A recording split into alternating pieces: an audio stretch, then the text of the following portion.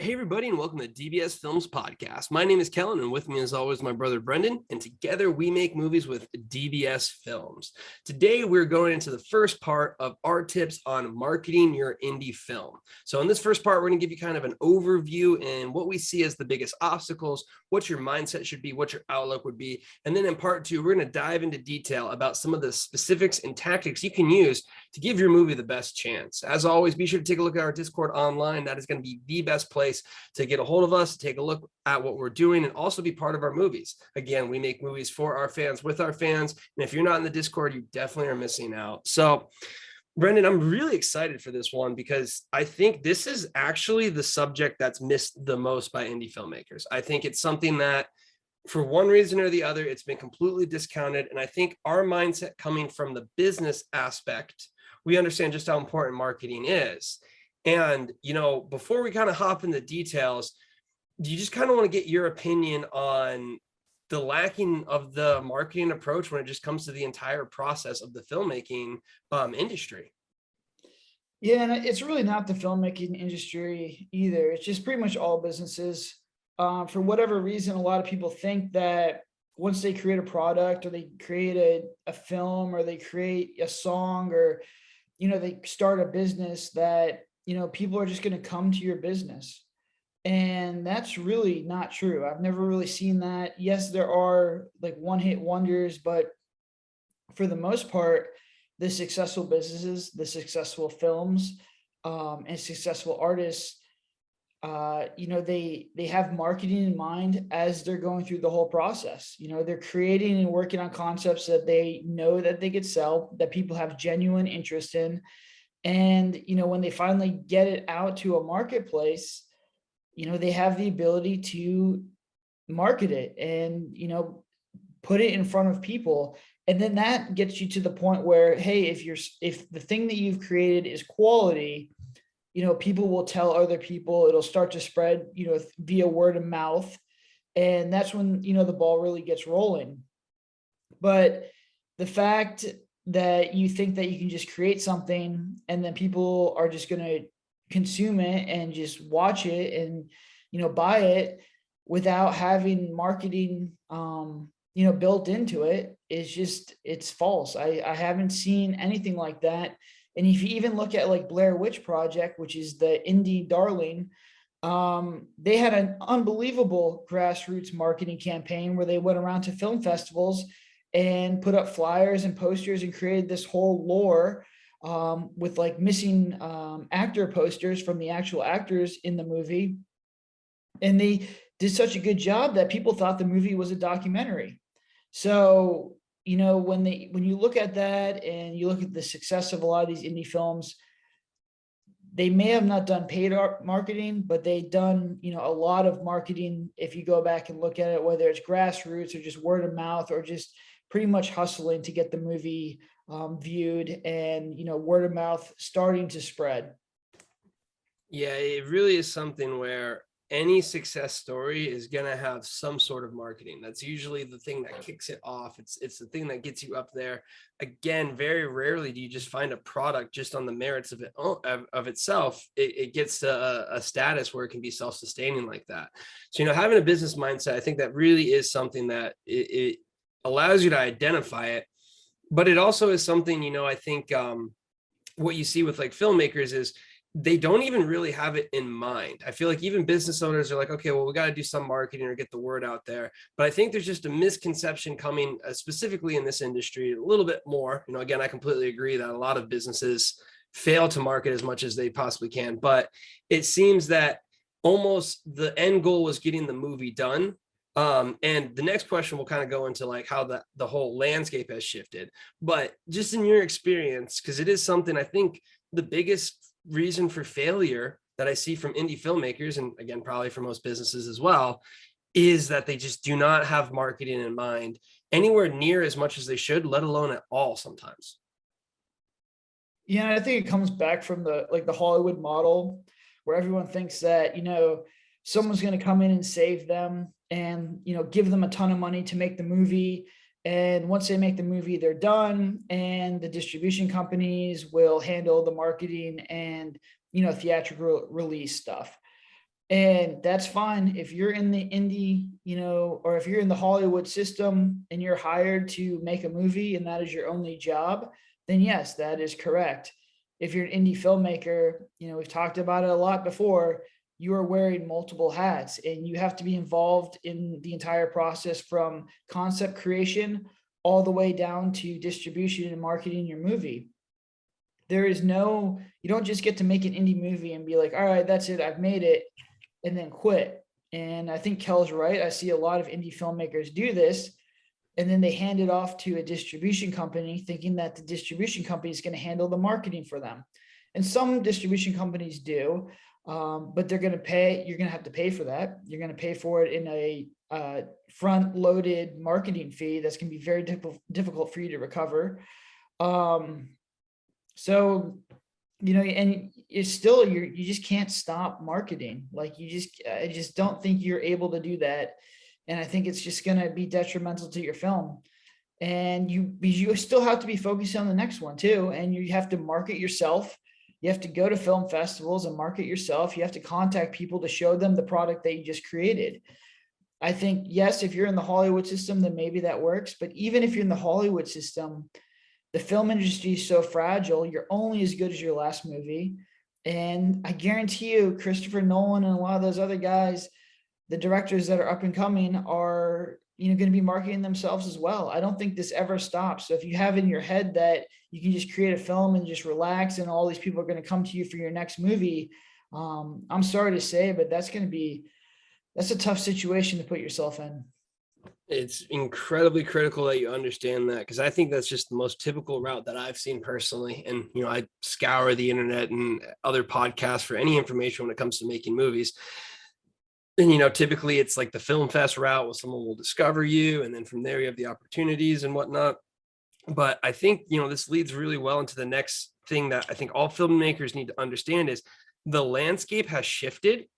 And the landscape is now moving so rapidly because technology and you have streaming platforms involved, and it's changing the landscape essentially every day is happening. But on the other element, you have something which is filmmaking, which is a slow process. So you already have a process where by the time you typically release this movie, the landscape since you started it has completely changed. And do you want to briefly recap the change from the DVD market, the so-called heyday, and how it was just harder to make a movie, so there was limited content? Then that got burst because you now have so much content, whether it's YouTube, social media apps, or things like that, and anyone can make a movie, that it literally went from demand to supply in the sense of getting eyeballs on it, and how that's changed the model dramatically. Because I think a lot of people who think they're going to get rescued are looking at that old model where, yeah, if you can show me with a short that you can do something, then we can get you up and running with our feature film, because we need a DVD sale and you'll be good to go. However, people like us wouldn't be making movies back then because it was so expensive just to even try. You had film, you had all of these barriers to entry. Yeah, and I think a lot of filmmakers are still stuck on this model. They do think that if they can just make a short, that they're going to get discovered and they're going to get $100 million to make a feature. And maybe this is true in the 80s and 90s, but it's definitely not true today. And I think the market's moving so rapidly that, things are changing, like Kel said. And it's sort of a double-edged sword because, would we have the ability to make a lot more money back in the 90s or early 2000s with DVD sales? Yes. If we were able to do what we do now and we had DVD backing, we'd make a lot of money and we'd be scaling up, and it'd be glorious, right? It'd be super easy to do this. The downside is we just don't have access to a camera that's $5,000 that can shoot cinematic movies. We don't have access to the editing software that we have today. It just didn't exist back then. So now you have all this stuff. The cost to make a movie has compressed dramatically. And what does that do? It brings in a lot of competition. You're now competing with, there's hundreds and hundreds and hundreds of movies being released a year, as opposed to, probably used to be under 100 movies were made. So if you made a movie, you got in a movie theater, people would just go to it just because there wasn't a lot of options. Or a DVD, you can get $1 million DVD sales and put it in Walmart and be in a bargain bin, and people would buy it because there just wasn't a lot of other options. Now you have YouTube, you have streaming channels, everyone's trying to get their content. So the market's compressed. It's easier than ever to make a movie right now. The problem is, why should I watch your movie? I have a million movies in my Netflix queue. I have a million movies in my Hulu queue. Why should I watch your movie? And this is where marketing becomes so important, because number one, you have to show people that your movie exists in this flood of other movies. And then number two, you got to show them, why should I give you an hour and a half of my life to watch your movie, especially if it's a low budget indie movie and I have no idea who you are as a director.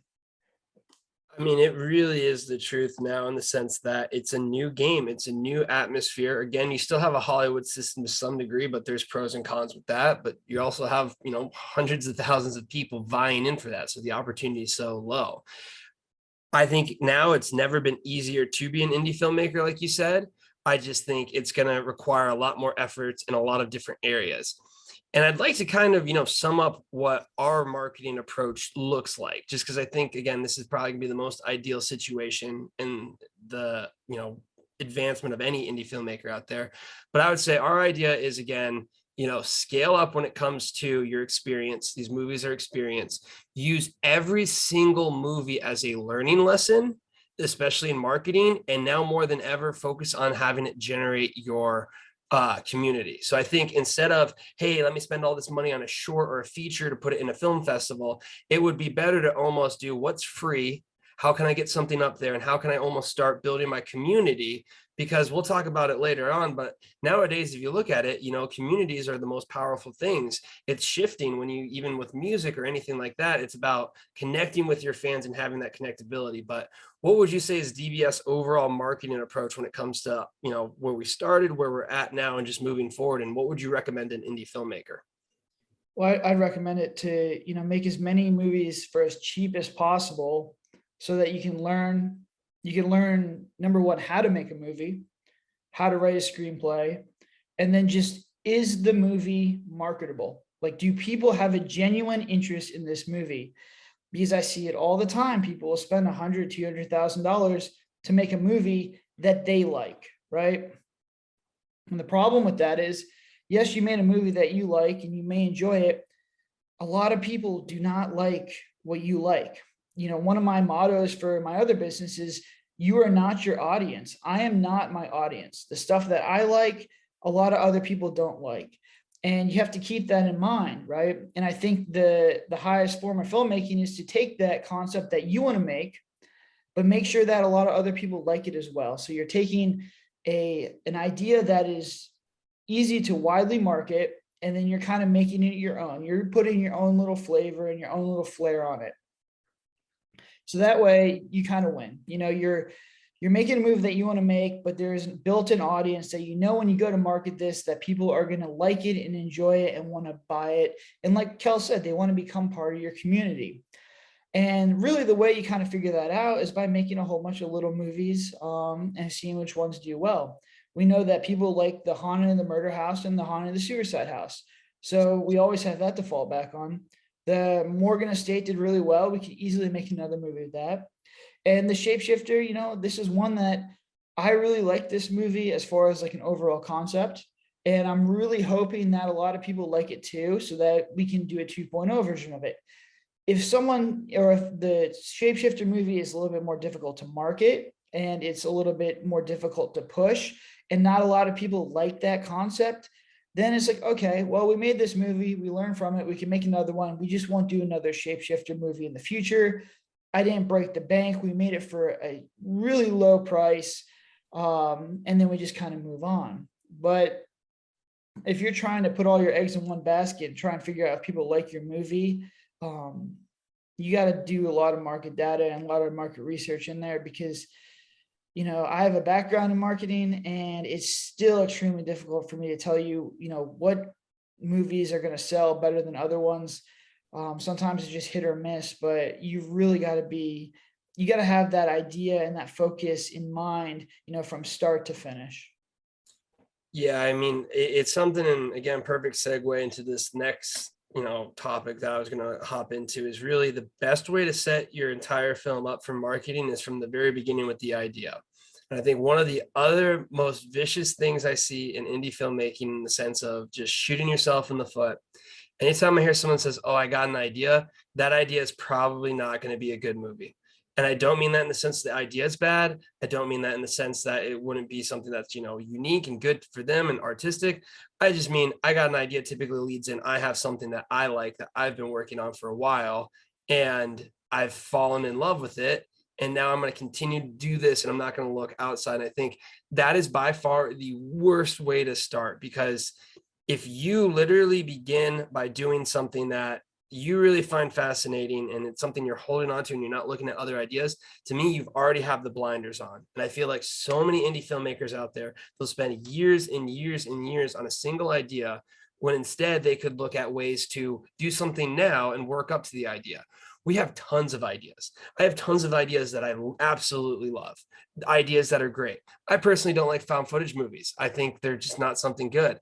Our next movie is going to be found footage because of our audience and saying that it's good there. So real quick, do you want to warn about the idea, I think, of getting indie film blinders, and how you really shouldn't even look at your first features as something that are anything other than experience and just building a community? Well, here's the dangers of just having a whole bunch of ideas is, yes, it's fine to write them down and create a list so you can always go back to them, but you have to flesh these out. You have to take that idea and you have to make a script, because in a 90-page script, going from a high concept idea to a 90-page script, you're going to find so many problems and so many pitfalls and so many issues that you're probably just going to scrap that idea. And I know this because I do it all the time. I'll read something, I'll see something, I'll be like, man, that is a great idea for the movie. And I try and write a 90-page screenplay. And halfway through, I'm like, this is a great idea. It's almost impossible to make a screenplay, or at least I don't have, the ability to make it a screenplay. Great example. Me and Kel were talking about an idea where the guy is getting text messages and phone calls from himself in the future. So it's like a time travel kind of movie. Cool concept, right? It's like giving you information. You can have all kinds of cool little plots and everything in there. You try and write that script, it's almost impossible. It's just, I've tried multiple times to do it. None of them are very good. So I could sit here and try and write that movie, make that concept. If I just like fall in love with it, I'm just gonna spend all my time trying to make this work, spending a couple of years writing this screenplay, and then to go make a feature, and the feature is probably gonna suffer because it's probably not a very good screenplay. Or I could just try and find something else that's much easier, because we're constantly looking at ideas. We're constantly writing screenplays. It gives you sort of an idea where we finish a movie. I go back and I look at all my notes and I look at all my screenplays and say, all right, which one of these do I feel most confident with my technical level to shoot? And which one do I feel most confident with my budget level to shoot? And that's usually the screenplay that I choose, to make our next movie. I have a ton of ideas. I have a ton of screenplays. Some of them just aren't ready yet, as far as I'm not technically sound enough to shoot them. Some of them are not ready enough, or not ready yet because we don't have the budget. And some are just not ready yet on a story. Like, I just haven't figured out how to actually write a good screenplay. So if you fall in love with one idea and you pigeonhole yourself with that one idea, I think the odds of you successfully telling that story like you want to tell it go down dramatically. Yeah, and it really is a process that, like, I completely understand why. And I don't think you even understand it until you make multiple movies. Because I mean, I look back to when, we were first doing like The Invited, and I have this one idea, Content Killer. And I just remember being so fixated on it because it's great. It's amazing bringing an idea together. But what ends up happening is, if you don't understand the entire filmmaking process and what it takes to continue to do it, you don't understand how detrimental it's going to be if you fixate just on one idea and you try and force it to work. Because again, one thing that was one of the best things for me is, I'm super fond of The Devil in the Room. I think it's a fantastic idea. People love it. It flopped. And with that being said, and again, flopped in comparison to the other movies that we make, but still, it's one of those things where I was expecting it to be wildfire, to take off and everything, but it was just something that people didn't bite. There's a reason that we go into detail on it. But with that being said, some of the movies that are my least favorite, such as The Haunting of the Suicide House, which I really can't stand. Again, I love all of our movies, but that one's one that really gets me. It did phenomenal. And it was one of those things where our community says this is one of my favorite movies. So now that I understand that, when I'm working with an idea, it's completely different to when we first started, when we really tried to force these ideas to work. So, in my opinion, what ends up happening is you understand this, and then you start understanding just from the very beginning, is this idea marketable? So, do you kind of want to walk through what that looks like in your head of is this movie marketable or not? Yeah, so it's just, and like just to hint on, what you just said, you can take an idea like the devil in the room, which I think is a marketable idea. Sleep paralysis is scary. There's a lot of ways to do it. I think, Nightmare on Elm Street, there's a lot of movies that deal with sleep. What happened with that movie was we didn't write it properly. Okay. We didn't pick the best way to tell that story. And once again, this comes from making a lot of movies and understanding how this process works. Who is the best character in The Devil in the Room? Is Dr. Goubeau. So if you remake that movie with the whole concept, the whole lich concept and everything there, but you make Dr. Goubeau the main character in a sleep study, and that's like where he comes out, and you have this, you spend a little bit more money with special effects, and you tell the story that way, you'll have a very good story. So you can have marketable ideas and things that'll sell, and you could still pick the wrong path to actually get this thing to sell. So it's very difficult. And it's, once again, it's just diversify diversify, don't put all your eggs in one basket, because it is a learning process. You can get better. I look back at some of the other movies that we could really make. But as far as like looking at if a movie is sellable or if there's a market for that movie, I usually go and look at like Box Office Mojo to see how well similar movies did in theatrical runs.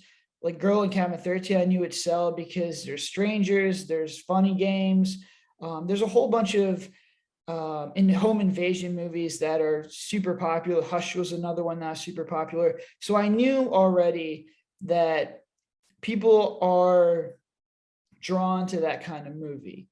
And to help you out, I always try and find something that instates like a primal fear in humans. So someone breaking into your home is a primal fear.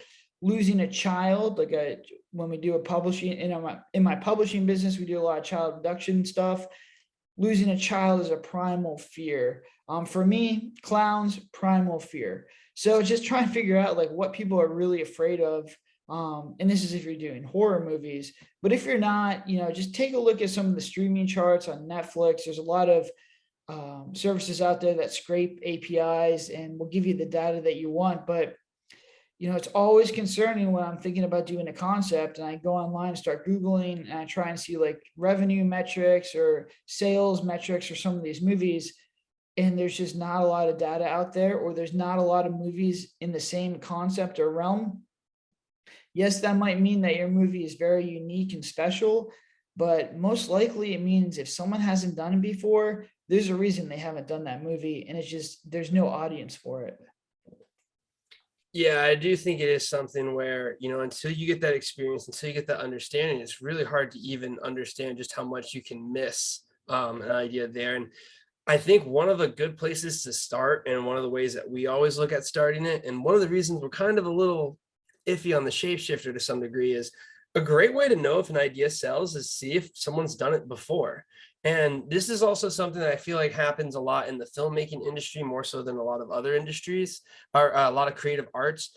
Like, for instance, if you see a sunset picture, but it's a different style, you're not going to call it out and say, hey, I've seen sunsets before. But usually when you pitch an idea, people will be like, oh, I know this idea. It's this movie. Or they'll specifically say it, when realistically a movie is such detailed differences. Like you could give the same script to some different directors and you'll have a completely different movie. With that being said, it is one of those things where, I think if you can look at inspiration from one movie or the other, or core concepts, it'll give you an idea of what's marketing. And realistically, what we can do is, people are always like, oh, this idea is so unique and whatnot. And if you really sit down, you could just say, no, that's this and this. And I mean, it really is something where people want to see something they're familiar with that has a slightly different twist. They don't really want to see a completely new idea. Humans don't actually like that. Yeah, but I mean, it's like you can take two movies that operate in the same world and make a completely different film. You go watch The Haunting of the Suicide House, which is one of our earlier movies, and go watch the Haunting of the Murder House. Same world, same concept, same story, same themes. Some of the characters were kind of similar too. Completely different movies. If I were to give them to a random person and say, watch these, they would have no idea they were made by the same studio. They have no idea that I directed both of them. They would have no idea like any that they're related at all. And that's where, like movie making is cool because you have so many people involved in the process that you can give two people the same concept, the same idea, and get two totally different movies. So when I hear people back away from, concepts and ideas that other people have done in the past, I think that's a mistake. Now, obviously, you can't just copy it, scene by scene, and just essentially plagiarize it, but put your own spin on it. Try and create something in that world. I think is actually a good way to study filmmaking and just get better as a filmmaker. Knowing that this person before had a lot of marketing and a lot of success with their movie. So you don't really have to work as hard or go down the rabbit hole of finding a concept that's so unique and so special to you that the only person who really likes it is you. Yeah, that really becomes one of the biggest problems that happen. And I think people, again, they get the blinders, they get fixated on it. So, really look at doing the marketable movie from the beginning as much as you can. And then I think, one thing that we really look at doing now is we understand little concepts that work, almost kind of like scenes that actually are essentially marketable. But there's just a lot of little things that go into it that you almost get the sixth sense for. People like a final girl character, people like a quirky side character. Look at these things that you almost see in like a movie and understand what you're looking for. And to kind of capitalize on what I think I recommend to almost all indie filmmakers is you should really look at horror as being your first genre. You have a built-in audience. It's going to help with the budget and a lot of things. But do you want to talk about why horror is such a unique and special genre that just in itself it becomes marketable? Well, I mean, there's a lot of people who just like horror. There's a lot of people who like indie horror. And it just comes back to it's really easy to sell fear. So it's a primal fear. And if you have a really good, concept, a really good idea, a really good villain, the movie will kind of sell itself.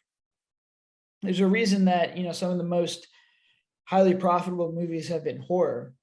But also on the indie level, horror is interesting because essentially the three hardest things for you to acquire as an indie filmmaker is really, really good actors, really, really good like camera and technical gear, and then having like a really, really solid screenplay as far as like having massive character development, having 2-hour run times. Like that stuff is just very difficult as an indie filmmaker if you're operating on a budget.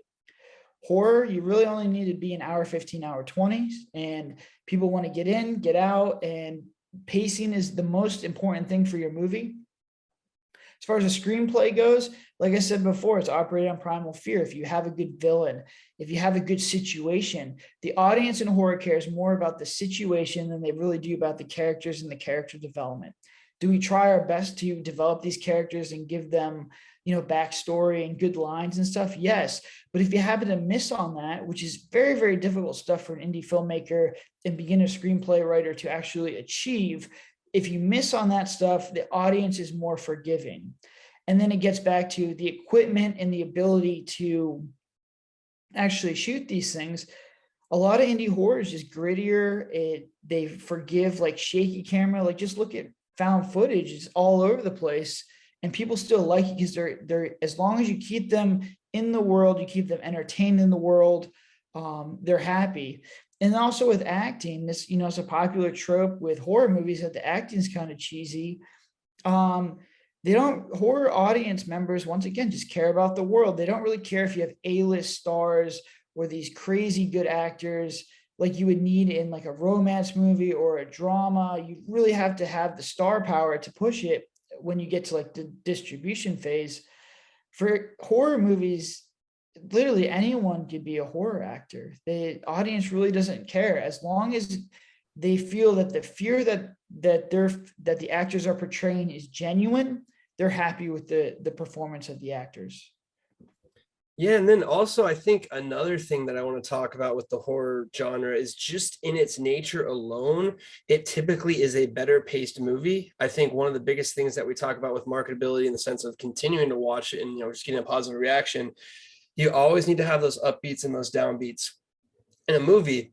And if you're doing more of like almost kind of like, a coming of age story or something like that, you're typically going to miss these upbeats. Whereas if you're doing a horror film, by the natural, characteristics of the genre, there's usually a lot of conflict. There's usually scares. There's usually things that will help you understand the pacing model. So I think the horror genre is really great for learning marketability because, what do we think a really good marketing movie is? Again, it has the, concept in the title there, but you can feel it when it comes to getting them to watch the whole movie is going to come down to that pacing. Yeah, I mean, pacing is the most important thing, especially for indie studios, especially if you're going to go on streaming, you're going to go AVOD.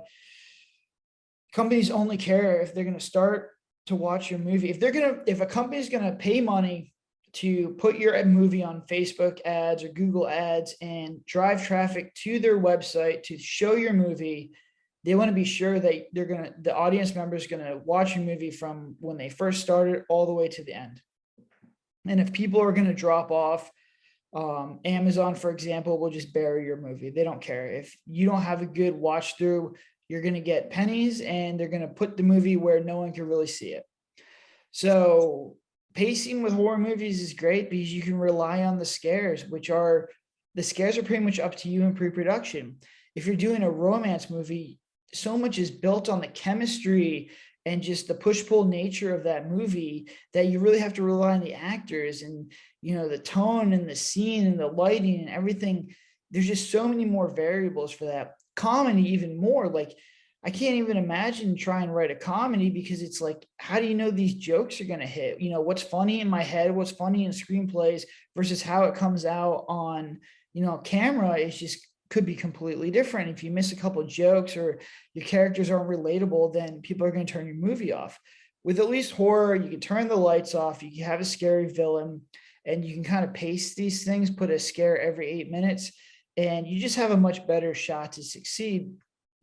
And I don't think it's by coincidence that some of the most famous directors started off in horror, just because of the nature of the beast as far as, keeping the audience engaged. If you can keep the audience engaged in horror, then you can slowly translate that to other genres.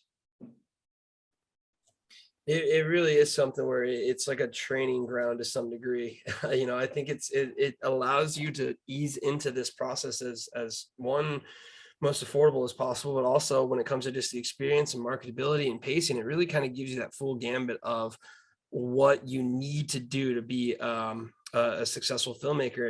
And I think that leads into what I personally, with this landscape right now and how easy it is to create movies and upload them and all the facets that you have with different social media apps. I think by far, if you want to succeed in this industry, you need to build a community. And I think it's something we're experiencing firsthand now with the massive growth of the DBS superfan army and just what we're seeing when it comes to the feedback, how much it's helping us as a studio, the different ways it's helping us, the different levels it's going to allow us to grow. All of these benefits are coming by directly engaging our audience. And I think this is something that far too long Hollywood has been behind this giant wall of what they're doing with very minimal information going in or out in the sense of what they actually do with their communities. Whereas now, because of the nature of art and filmmaking, we're really able to connect and get feedback directly, talk about them, engage with them. Again, we have our Discord that we're on all the time, doing a whole bunch of fun stuff. And I think that's the shift is you need to look at it like if you want to make films, great. You need to build an audience so the audience will support your films no matter what. And while that might be the hardest way possible in the sense of, you got to do all of it and a lot more that a lot of filmmakers aren't looking to do, in the long term, it is going to be the best asset you have simply because You are not at the mercy of any platform like Netflix or Amazon or whoever. You're not at that mercy. You have your own self-sustaining audience, and how it's something where the music industry is moving towards it, in the sense that because of streaming, really you don't make your money off of the streams, you make your money off of your events and your concerts. So do you want to kind of talk about this big shift and how important it is to DBS films now? Yeah, I think that the market is just changing.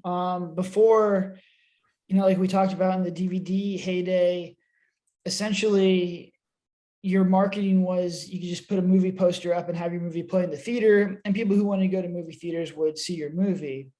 And then it kind of shifted to streaming. Well, if you turn on Netflix, your movie was there. So it's like a built-in audience.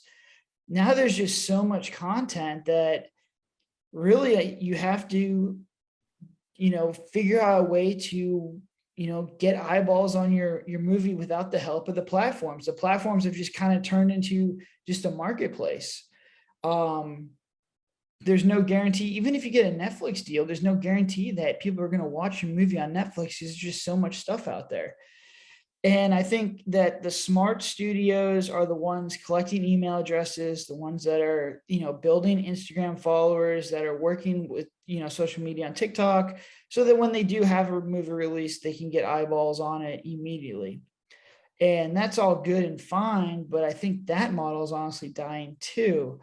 And I think the really, really smart, film studios are kind of doing what we're doing, where we're cultivating a community and really engaging and, giving the community like the ability to work with us in the process, to see everything that we do. We listen to feedback, we cast from, our Discord and our community, and it's just more of an engaging process. And I think it's rewarding for us because, the feedback is super beneficial, but it's rewarding for the community as well, because, we cast 4 people in our last movie. We're putting this Hollywood dream of being on these massive streaming platforms. We're giving you an opportunity to do it. And all we're asking in return is just work hard with us and help us out. So I think that kind of mutual beneficial relationship, you're going to start to see it.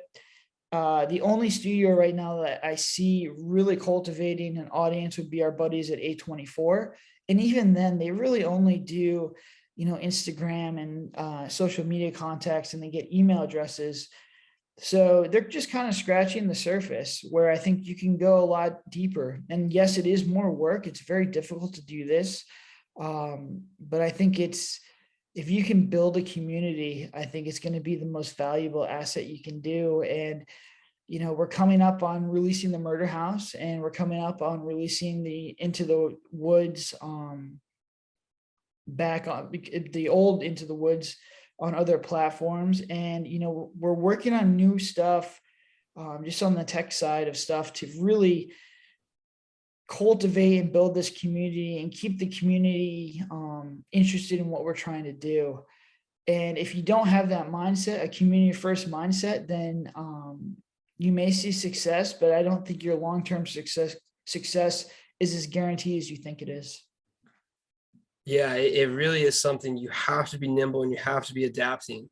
And if you're not willing to do this, and you're not willing to basically understand the market and how it's working towards, what the next new thing is, you're going to find yourself completely disadvantaged with this. So, this is really something where I don't think it's no longer optional to have these things. It's no longer optional to get famous because of your movies. You now need to build a social media following, build a social media presence, engage with your community, have something to offer in the sense of what they can expect, build this following if you want any kind of shot.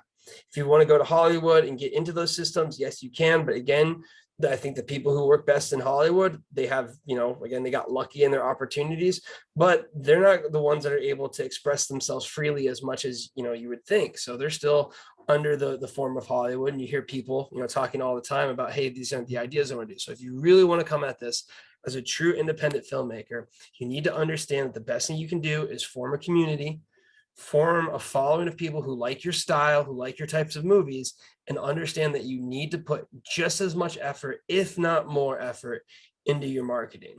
And if you aren't ready to come at the equation like that, you're just going to find yourself incredibly disadvantaged. Because I think the last thing I really want to talk about is you're not up against other movies anymore. You're up against all types of media. And that means you're up against massive giants that are billion-dollar businesses such as TikTok, YouTube, Facebook, Instagram, any of these video games, anything out there that is taking time away from people. Film is no longer the dominant medium that it is, in the sense of, you want to watch something, it's either TV or movies. Those are really kind of your two options. So I think this just needs to be a warning, because in my opinion, I think it's only going to go faster, in the sense of more and more content going out there, margins being crushed, Netflix kind of pulling back on what they're spending, all of these companies almost kind of pulling back a bit. And I just almost want to warn it that if you're not eager to engage right now, you might find yourself so far left behind, you just can't even catch up. Yeah, I would agree. And I think so. We talked about like the DVD years, and I think 2010 to like 2020, 2010 to 2022, essentially to today, we are having just massive gains in the streaming platforms, because they were able to be like, hey, like cut cable, here's a subscription. They're able to drive massive amounts of traffic because, Netflix, here's all this, all these new movies and all this cool stuff that you can use for $8 or whatever they make you pay. The problem is that they just went too far and they started churning out a lot of stuff that people don't really want to watch, or just as not quality content. And I think that in that rush to just create all this content, churn out all this content, and who can have the most content, I think the art of like filmmaking was kind of lost a little bit. But I think the next 10 years are going to honestly be the rejuvenation of high quality movies, because you've had for the last 10 years filmmakers who have had access to this compression, this low budget movie shooting. They just needed to get a few reps behind them. So these guys now coming up are going to be 10-15 years into filmmaking, and they're going to have 5 or 6 movies under their belt. I think we're going to start to see some really, really good storytelling start to emerge. And I think you're going to start to see a lot of these bigger companies start to reward the smaller studios or the smaller time productions that have an emphasis on really, really good storytelling. So do I think the churn and burn model that's kind of happening in the last couple of years is sustainable? No. I think what Kel said is Netflix will probably cut back and the bigger ones will cut back, but I think they're going to just take a look at, all right, who's telling really, really good stories? And those are the people that are going to get rewarded. So in order to put yourself in that position, you have to be doing a lot of movies. You have to be honing your skills constantly, but you also have to be able to market it so that, you can get it in front of all these people and, build and cultivate a community. Because one of the first conversations you're going to have with a company that gives you the opportunity to grow is, what can you bring to the table? And you can say, look, I have an army behind me. I have fans already of the stuff that I'm doing. I just need, a little bit more to really tell some really cool stories.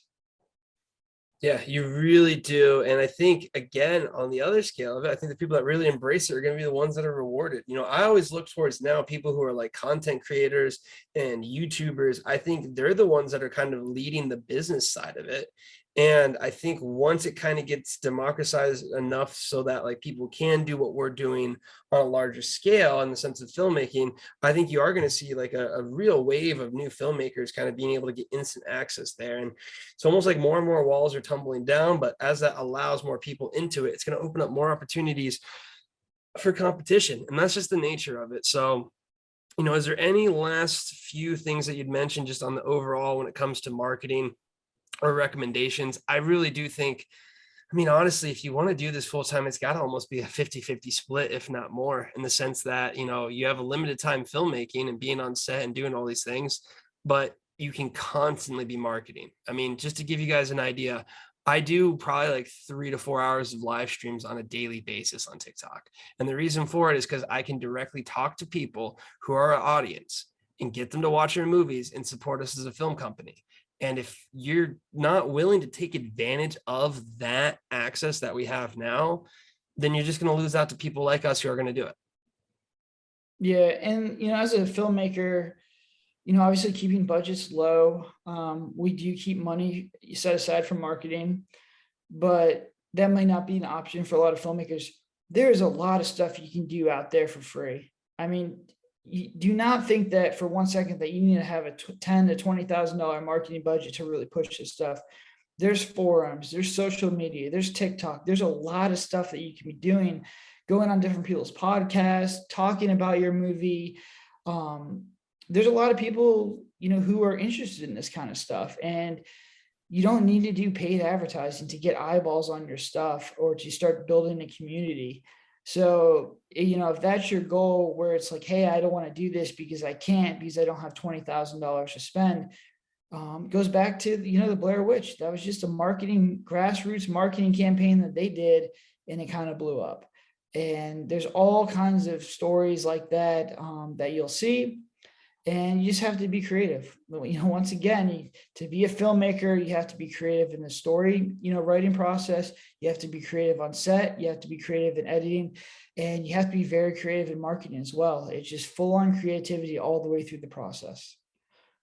It really is. It's one of those things where, what I enjoy the most about the marketing element and what I would stress about it is it's something you can do every day. It's not, hey, marketing and then done. It's a little bit of marketing, little bit of marketing, little bit of marketing. And we've been doing it since 2017, and now we're finally seeing the payoff of it. So you really have to have a consistent marketing approach. Again, it is something where it takes a lot of effort, but if you legitimately want to have the best shot at making it in this industry, you have no other option but to do this, but to make sure that this is literally something that you will prioritize when it comes to your filmmaking career, just as